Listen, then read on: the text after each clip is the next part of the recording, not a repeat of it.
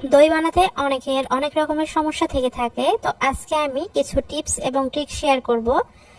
এই প্রসেসে বানালে আপনাদের দইটাও কিন্তু আমার মতো পারফেক্ট হবে। সেই সাথে দুধ জ্বালিয়ে ঘন করার ঝামেলা ছাড়া 1 কাপ পরিমাণ গুঁড়ো দুধের আমি দই বানিয়ে দেখাবো। আশা করব নতুন এবং পুরাতন যাদের দই হয় না তাদের কাছে রেসিপিটা ভালো লাগবে। প্রথমে আমি ক্যারামেল করে নিব। এর জন্য 1/3 কাপ পরিমাণ চিনি দিয়ে দিচ্ছি। চিনি দেওয়ার পরে 2 টেবিল চামচ নর্মাল পানি দিব। এরপর আমি ক্যারামেল করে নিব। আর এটা কিন্তু পুড়িয়ে ফেলা যাবে না, তাহলে দইটা খেতে তিতা লাগবে। এমন কালার চলে আসলে আমি এখানে 3 কাপ পরিমাণে নর্মাল পানি দিয়ে দিব। সাথে 2টা এলাচ ফ্লেভারের জন্য আর 1 কাপ পরিমাণ ফুল ক্রিম গুঁড়ো দুধ দিয়ে দিব। 1 কাপ পরিমাণ গুঁড়ো দুধের জন্য 3 কাপ পরিমাণ পানি দিতে হবে। এতে করে জ্বালিয়ে ঘন করার কোনো ঝামেলা থাকবে না। আর যদি আপনারা লিকুইড দুধ দিয়ে করতে চান সেক্ষেত্রে 1 কেজি বা 1 লিটার দুধ নেবেন, নিয়ে 3 কাপ করে নেবেন। সেক্ষেত্রে কিন্তু দইটা ভালোভাবে বসবে। আর এখানে আমি 1 কাপ গুঁড়ো দুধের জন্য 1.5 কাপ চিনি নিয়েছি। চিনিটা আমি 2-3 বারে মিশিয়ে নিয়েছি। এরপরে গুঁড়ো দুধটা দিয়ে ভালোভাবে মিশিয়ে নিতে হবে। ক্যারামেল করার কারণে দুধের মাঝে খুব সুন্দর একটা কালার আসবে, সেই সাথে ফ্লেভারটাও ভালো আসবে। দুধে ভালোভাবে বলক উঠে আসলে আমি চুলাটা অফ করে দিব। আর অফ করে দেওয়ার পরে অনবরত এভাবে একটা চামচ দিয়ে নাড়তে হবে যেন দুধের মাঝে কোনো প্রকার সর না পড়ে। এখন আমি একটা বাটিতে টক দই নিয়ে নিচ্ছি। এটা হচ্ছে বাজারের কেনা টক দই। ছাঁকনির উপরে রেখে দিয়েছিলাম। এখানে 1/2 কাপ পরিমাণে টক দই আছে। পানিটা ভালোভাবে ঝরিয়ে নিতে হবে।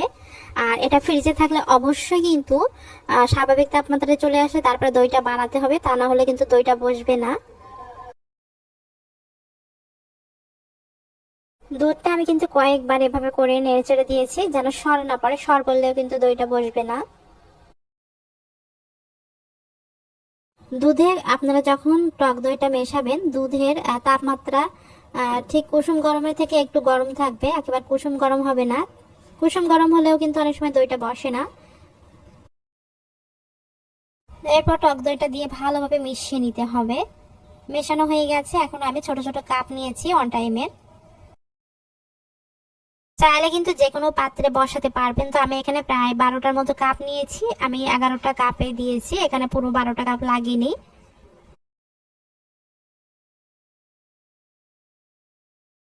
এই দইটা আমি সনাতন পদ্ধতিতে করে দেখাবো। এটা আমি রাতে বানিয়েছি এবং সারা রাতের জন্য রেখে দিব। যদি শীতের সময় দইটা বানান সেক্ষেত্রে দুধটা কিন্তু কুসুম গরমের থেকে একটু গরম থাকতে হবে। আর যদি গরমকালে বানান সেক্ষেত্রে কিন্তু দুধটা কুসুম গরম হতে হবে। আমি 2টা হাঁড়ির মধ্যে বসিয়ে নিচ্ছি, এতে করে কিন্তু গরম থাকবে হাঁড়ির ভিতরটা। ঢাকনায় ছিদ্র আছে সেটা আটকিয়ে দিয়েছি। এরপর আমি উপর দিয়ে একটা করে কাঁথা দিয়ে রেখেছিলাম সারা রাতের জন্য। আর কিছুই লাগেনি। ঠিক 12 ঘন্টা পরে আমি কিন্তু দইটা খুলে দেখাচ্ছি। আমি কোনো প্রকার ফ্রিজে রাখিনি।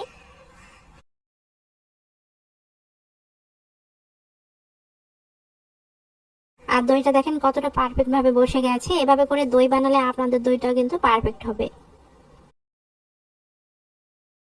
অনেক সময় লিকুইড দুধ দিয়ে দই বসালে কিন্তু দইটা হতে চায় না, সেক্ষেত্রে আপনারা গুঁড়ো দুধ দিয়ে বানাবেন, কোনো সমস্যা হবে না। আর এভাবে কিন্তু পারফেক্ট ভাবে দইটা জমবে।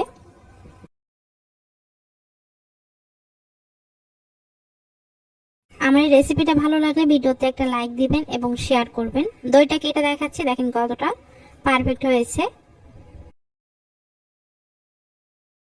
এই দইটা খেতে এতটাই মজা হয়েছে যে আসলে কিন্তু একটা কাপে হবে না, সাথে 4-5টা কাপ একবারে খেয়ে ফেলা যাবে। যেহেতু বাসায় বানানো, দোকানের থেকে কিন্তু অনেক বেশি টেস্টি হবে।